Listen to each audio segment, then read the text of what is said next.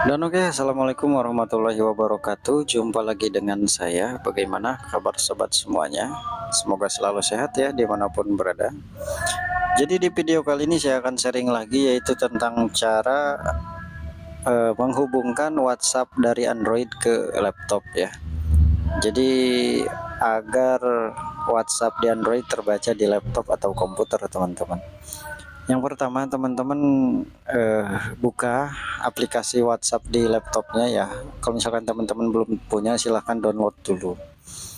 Kayak gitu. Oke, klik Get Start. Lalu ini barcode-nya nanti kita scan melalui handphone.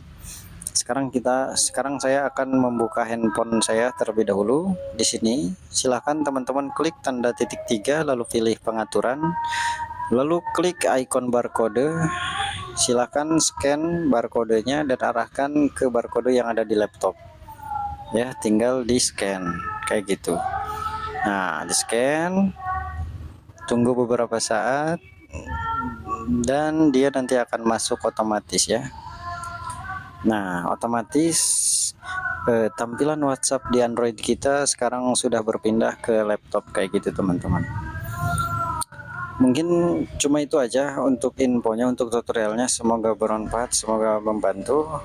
Sangat mudah ya, silahkan praktekkan sendiri. Kalau ada kendala silahkan bertanya di kolom komentar. Oke teman-teman, cukup sekian dari saya. Assalamualaikum warahmatullahi wabarakatuh.